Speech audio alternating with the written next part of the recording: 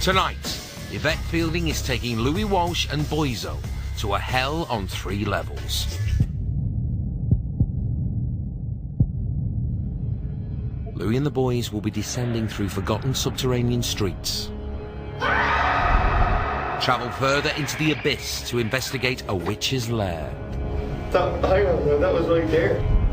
And finally, should they get that far, deeper and darker to chambers believed to be haunted by evil ghosts. Hey! No!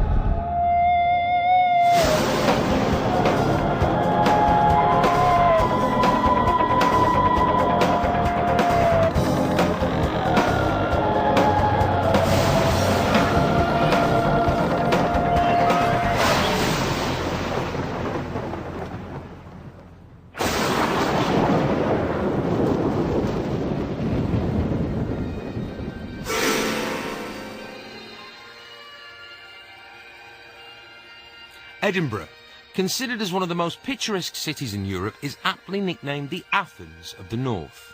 Today, the city is a tourist mecca, and visitors from around the world flock to take photos of the famous sights and have their photos taken with men in traditional Scottish skirts.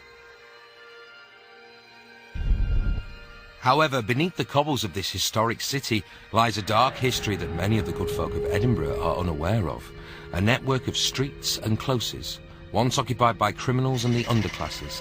Built upon over the centuries, these dank, dark dwellings are home to an Edinburgh that is rarely shown on the cover of guidebooks. It is said that the souls that lived and died down here still walk amongst the shadows. The perfect place for the nation's favourite ghost hunter, Yvette Fielding, to take a band of Irish balladeers on a night searching for spooks. What the was that? Don't love me for fun, girl. Let me be the one, girl. Love me for... As Ireland's most adored boy band, Boyzone enjoyed hit after hit under the tender tutelage of manager and now TV talent show favourite, Louis Walsh. We're looking for young, talented people. Let's start a brand new story now, my love. Not only did the guys sound good, they could look good too. And with those smouldering gazes, Boyzone became a million-selling international success. But when the going gets tough, the tough get going, and in 2000, the guys went their separate ways. It's not the same. Ronan went on to be the only artist ever to have 30 consecutive top 10 singles in the UK chart. 'Cause this is your song. Fortunately, as is the fashion with boy bands, I don't get it, I really don't get it. the lads saw through their differences and got back together in 2007. It's unbelievably hard to love you, but I love you anyway. All loved up and dancing like their dads, the band are determined to stay together. You guessed it, no matter what. But will their love for each other keep them safe from the ghosts and ghouls said to haunt the subterranean caverns of Edinburgh? There's a certain security from being in a band. Yes, I'm apprehensive. I'm not going to tell you I'm not going to be afraid. I'll hide behind Keith and Shane because they're the biggest. If something happens tonight, I'll be the first to run. I'll be out of there before anybody, and I'll be leaving them behind me. If something came out of the dark and started chasing me, I'd run, you know? Like you wouldn't believe. You're having a laugh if you think I'm going in there. Safety in numbers, but safety in numbers of friends is even stronger. I'm really eager to see what am I going to do? How's it going to affect me, you know? Daytime is never a problem, but once that sunshine goes down and the moon is out, it's a different level. Your mind plays awful tricks on you. You can't trick a trickster, I tell you that.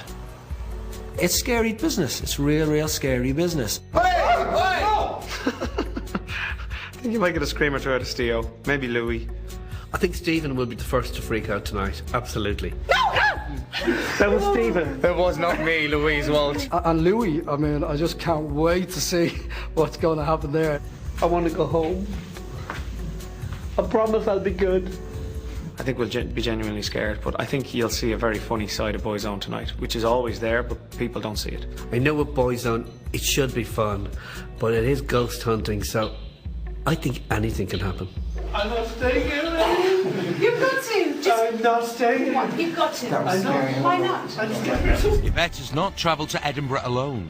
On hand to keep a watchful eye on Boyzone and give them a word of reason should they feel the need is Professor of Psychology, Geoffrey Beattie.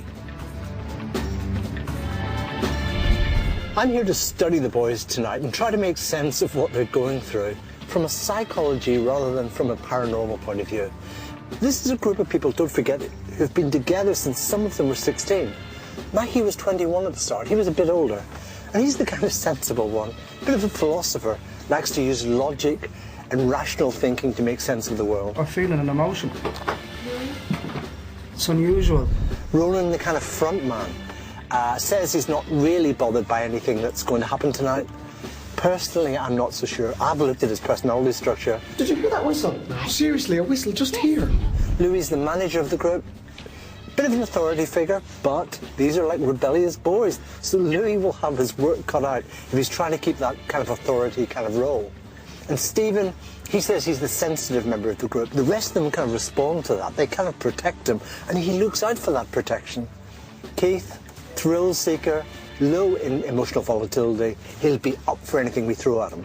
You know, if I get, like, possessed, we might as well say, where's the rest of them? It's going, that was you and your own, Keith. Shane's an extreme introvert. He needs nobody. He's happy with his own company. Oh, he's not there! Of course I'm not there. Shane in particular has had some very negative experiences in the past with the occult, which has made him very worried about aspects of tonight. I've probably been involved in the occult from mid-90s to early 2000s. And I don't get involved in that stuff because I understand it's very, very real. Energy around the table now. They all have religious beliefs to varying degrees. You know, I was brought up Catholic and I've got great faith as well, thank God. I speak to God regularly. I now have the protection of Jesus Christ with me. But Shane and Ronan say that they are strong believers and they don't want to do any calling out tonight. Come and stand at the table.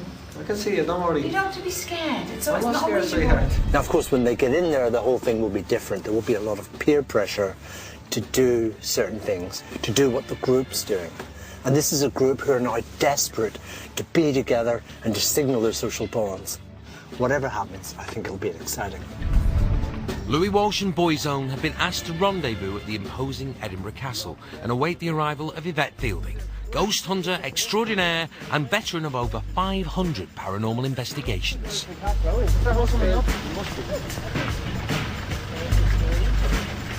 think with all her money, she gets some of the driver. Hello, good evening and welcome. Hello, Boyzone. Hello, Louis. Now, a lot of people would probably think that we were going to go inside Edinburgh Castle and investigate it for ghosts. But we're not. We're not? Okay, no. I'm taking you here from the highest point in Edinburgh to the lowest point. Tonight, we're going ghost hunting in hell. Just get in the cab, let's go ghost hunting. Come on, guys. Yvette is taking Louis and Boyzone on a journey that will go deeper and darker into Edinburgh's haunted underworld. From Edinburgh Castle at the top of the city, it's a short ride down the infamous Royal Mall to the city chambers and the first location of the night, Mary King's Close.